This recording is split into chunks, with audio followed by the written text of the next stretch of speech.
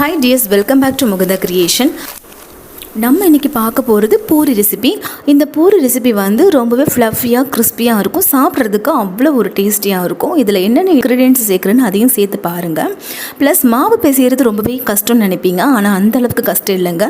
பூரிக்கு சீக்கிரமாக பிசைஞ்சு சீக்கிரமாக நம்ம பூரியை செஞ்சிடலாம். ரொம்ப நேரம் வந்து அதை ஊற வச்சுக்க வேண்டிய அவசியமே கிடையாது. நம்ம சப்பாத்திக்கு பூரிக்கு வந்து மாவு பிசைகிறதுக்கு ரொம்பவே டைம் எடுத்துப்போம். அந்த அளவுக்கு இதுக்கு டைம் ஆகாது. உங்களுக்கு ஈஸியான ஒரு சின்ன டிப்ஸ் கொடுத்துருக்கேன். நீங்கள் அதை ஃபாலோ பண்ணி செஞ்சாலே போதும். சீக்கிரமாக நமக்கு மாவு பிசைஞ்சிடலாம். அதே சமயத்தில் சீக்கிரமாக மாவு வந்து ஊறிடும். ப்ளஸ் நமக்கு ரொம்பவே சாஃப்ட் ஆகிடும். இந்த மாவு நம்ம பிசைஞ்சு வச்ச மாவு ரொம்பவே சாஃப்டாக இருந்தால் தான் நம்ம உருண்டை பிடிச்சி திரட்டும் போது சைடில் கிராக் வராமல் அவாய்ட் பண்ணுறதுக்கு ரொம்பவே ஈஸியாக இருக்கும். நான் சொன்ன மாதிரி டிப்ஸை ஃபாலோ பண்ணி நீங்கள் இந்த மாதிரி பூரி செஞ்சு பாருங்கள். கண்டிப்பாக சொல்லுவீங்க, எல்லாமே புஷ்ஷுன்னு எலும்பி வந்திருக்கு. ஒன்று கூட அப்பளம் மாதிரி தட்டையாக வராது. எல்லாமே சூப்பராக உங்களுக்கு ஃப்ளஃபியாக உப்பெல்லாம் புஷ்ஷுன்னு பூரி கிடைக்கும். சில நேரத்தில் பூரி ரெசிபி வந்து அப்பளம் மாதிரி ஃப்ளாட்டாக தட்டையாக ஆயிரும். ஆனால் அந்த மாதிரி இல்லாமல் இது ரொம்ப நேரத்துக்கு ரொம்பவே ஃப்ளஃபியாக அப்படியே இருக்குதுங்க. உங்களுக்கு பார்த்தாலே தெரியும், பிக்கும்போது சூப்பராக சாஃப்டாக பெய்யுதுங்க. அந்தளவுக்கு ரொம்பவே இது டெக்ஸ்சர் நல்லா வந்திருக்கு. வாங்க இப்போ ஃப்ளஃபியான பூரி ரெசிபி எப்படி செய்கிறதுன்னு பார்த்துடலாம். நீங்கள் நம்ம சேனலில் ஃபஸ்ட் டைம் பார்க்குறவங்களா இருந்தீங்கன்னா சப்ஸ்கிரைப் பண்ணிவிடுங்க. ரைட் சைடில் உள்ள பெல் ஐக்கன் கிளிக் பண்ணிவிட்டு ஆல் ஆப்ஷன் செலக்ட் பண்ணிட்டீங்கன்னா நான் ஃபர்தராக வீடியோஸ் அப்லோட் பண்ணும்போது உங்களுக்கு இமீடியட்டாக நோட்டிஃபை ஆகும். இந்த ரெசிபி உங்களுக்கு பிடித்திருந்தால் லைக் பண்ணுங்கள், ஷேர் பண்ணுங்கள், கமெண்ட் பண்ணுங்கள். ஃபஸ்ட் நம்ம மாவு மிக்ஸ் பண்ணிக்கலாம். அதாவது நான் 1/2 கிலோ மாவு எடுத்திருக்கேன். ஏதாவது ஒரு பிராண்ட் கோதுமை மாவை நீங்கள் சேர்த்துக்கோங்க. இதில் கொஞ்சமாக வந்து நான் வந்து சோடா உப்பு சேர்த்துருக்கேன். இது ஆப்ஷனல் தான், தேவையில்லைன்னா நீங்கள் சேர்க்க தேவையில்லை. நெக்ஸ்ட்டு நமக்கு தேவைக்கேற்ற மாதிரி உப்பு சேர்த்துடலாம். உப்பு சேர்த்துக்கிட்ட பிறகு இதில் 1 டீஸ்பூன் ரவை, 1 டீஸ்பூன் வந்து சுகர் எடுத்திருக்கேன். ரவை வந்து நல்லா கிறிஸ்பியாக கொடுக்கும். சுகர் வந்து அதோடைய டெக்ஸ்சர் வந்து நல்லா கோல்டன் ப்ரௌன் ஆகிறதுக்கு ரொம்பவே ஹெல்ப் பண்ணும். அதுக்காக தான் இதை நான் சேர்த்துக்கிறேன். இப்போது இதை நல்லா மிக்ஸ் பண்ணி விட்டுட்ட பிறகு தான் நம்ம தண்ணி கொஞ்சம் கொஞ்சமாக சேர்த்துக்கணும். எல்லாமே நல்லா கலக்கணுங்க. அந்த சுகராக இருக்கட்டும், உப்பாக இருக்கட்டும், சோடா உப்பாக இருக்கட்டும், ப்ளஸ் ரவை, இந்த எல்லாமே சேர்ந்து சூப்பராக மிக்சிங்கில் வரணும். இது நல்லா மிக்ஸ் ஆன பிறகு தான் நம்ம இதில் தண்ணி சேர்த்துக்க போகிறோம். தண்ணி வந்து மொத்தமாக ஊதிராதீங்க, கொஞ்சம் கொஞ்சமாக தொளிச்சு நம்ம பிசைஞ்சிக்கலாம். சப்பாத்தி மாவுக்கும் பூரி மாவுக்கும் உள்ள வித்தியாசம் என்னென்னு பார்த்தீங்கன்னா, சப்பாத்தி மாவு வந்து கொஞ்சம் இலக்கமாக அதோடைய கன்சிஸ்டன்சி வந்து மாவு வந்து பிசைஞ்சிக்க சொல்ல நம்ம பார்த்துக்கணும். பட் பூரி மாவு பிசையும் போது அப்படி கிடையாது. ரொம்பவே டைட்டாக பிசையணும். தண்ணி பார்த்து தான் சேர்த்துக்கணும். அளவுக்கு அதிகமாக ஆயிடுச்சுன்னா நமக்கு எண்ணெய் ரொம்பவே குடிக்கும் பூரி செய்யும் போது. இப்போ நான் ரொம்ப மெனக்கடலை, சும்மா லைட்டாக பிசைஞ்சு மாவெல்லாம் ஒன்று சேர்த்து இந்த மாதிரி வந்து எல்லாமே சேர்த்து வச்சு ஒரு உருண்டை மாதிரி பிடிச்சி வச்சுருக்கேன். உங்களுக்கு பார்த்தாலே தெரியும், உருண்டை ரொம்பவே ஸ்ட்ரக்சர் மாதிரி ரொம்பவே சாஃப்டாலாம் கிடையாது. சும்மா எல்லாம் சேர்ந்துருக்கு, அவ்வளோதான். இப்போது இதை ஒரு 5-10 நிமிஷம் அப்படியே விட்டுருங்க. நம்ம ரொம்ப நேரத்துக்கு மாவு பிசையில் ஜஸ்ட் எல்லாமே சேர்த்து குழப்பி ஒன்றா சேர்த்து வச்சுருக்கோம், அவ்வளோதான். இது செய்கிறதுக்கு நமக்கு கை ரொம்ப வலிக்காது, ஈஸியாக முடிஞ்சிட்டோம். இப்போ இதை நம்ம ஒரு 5-10 நிமிஷம் அப்படி வச்சுக்கிட்டால் போதும். அந்த மாவு அப்படியே சாஃப்ட் ஆகும். அதனால தான் சொல்கிறேன். இப்போ நமக்கு 5-10 நிமிஷம் ஆயிடுச்சு, அவ்வளோதாங்க. 5 நிமிஷமே போதும், அதிலே சீக்கிரமாக நமக்கு இது சாஃப்ட் ஆயிரும். இப்போ நம்ம மாவு பிசையும் போது ரொம்பவே ஈஸியாக இருக்கும். நம்ம ஸ்டார்டிங்லேயே வந்து மாவு வந்து தண்ணி ஊற்றி பிசையும் போது அப்போ நம்ம ரொம்ப கஷ்டப்பட தேவையில்லை. அப்போமே வந்து நம்ம என்ன பண்ணுவோம், இப்போமே நம்ம சாஃப்ட் ஆகிக்கிறேன்னு சொல்லிட்டு நம்ம அதுக்கு டைம் ஸ்பெண்ட் பண்ணி ரொம்ப நேரமாக கையை வச்சு மசாஜ் பண்ணிகிட்டு இருப்போம்.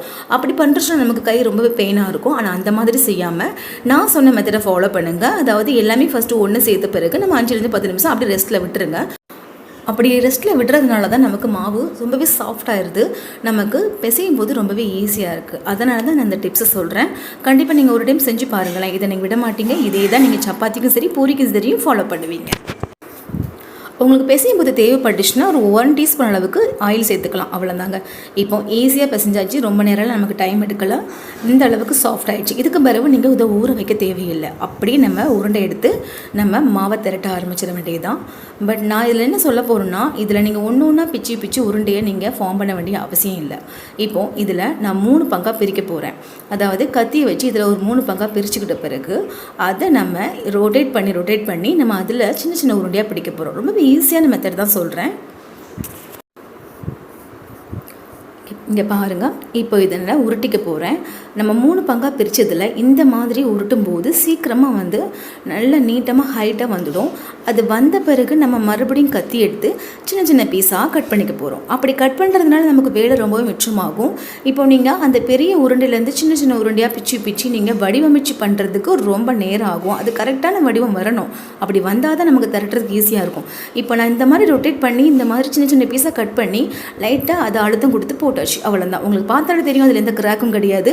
இப்படி இருந்தாலே நமக்கு வந்து திரட்டுறதுக்கு ஈஸியாக வரும். இதே மாதிரி நம்ம எல்லா பேட்சையும் வந்து உருட்டிட்டு இந்த மாதிரி சின்ன சின்ன பீஸாக கட் பண்ணிவிட்டு அதை கொஞ்சமாக அழுத்தம் கொடுத்து நம்ம எல்லாத்தையும் ஒரே பாத்திரத்தில் சேர்த்துடலாம். அந்த மாதிரி செஞ்சோன்னா நமக்கு சீக்கிரமாக வேலை முடிஞ்சிட்டோம்.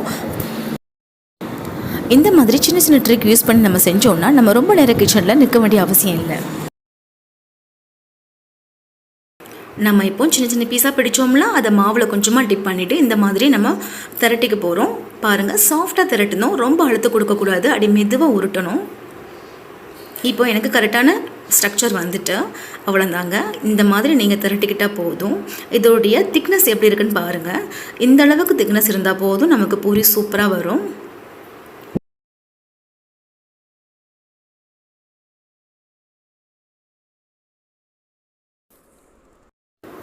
நான் மறுபடியும் சொல்கிறேன், நீங்கள் ரொம்ப அழுத்தம் கொடுத்து உருட்டிட்டிங்கன்னா ஒரு சைடு வந்து பள்ளமாயிடும், ஒரு சைடு மேடு மாதிரி இருக்கும். அப்படி அமுங்கின சைடு வந்து நமக்கு ஃப்ளஃபியாக எழும்பி வராது.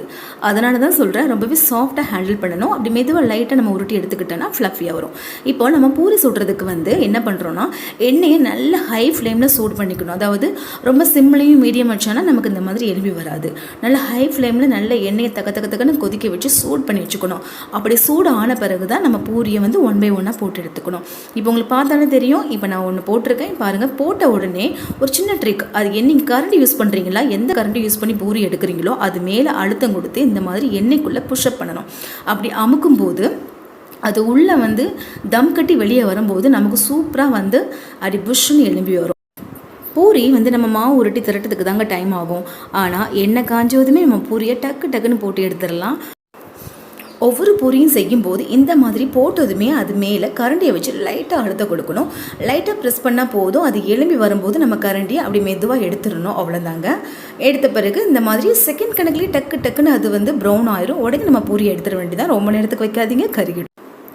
உங்களுக்கு டைம் இல்லை, ஒரு பூரி போடுறதுக்கு டைமில் நீங்கள் ஃபீல் பண்ணிங்கன்னா ஒன்றுமே இல்லைங்க. சைடில் பிளேஸ் இருக்குது, அதில் நம்ம இன்னொன்று பூரியும் சேர்த்துக்கலாம். அதாவது ஃபஸ்ட்டு போடுற பூரி வந்து நம்ம ஒரு செகண்ட் கணக்கில் மாற்றின பிறகு தான் நம்ம இன்னொன்று பூரியை சேர்த்து அதை ப்ரெஷர் பண்ண போது அது எழும்பி ஒரு கேப்பில் நம்ம பழைய பூரி வந்து குக் ஆகிடும். அதை நம்ம எடுத்துடலாம். பார்த்தீங்களா, இந்த மாதிரி எடுத்துட்டேன்.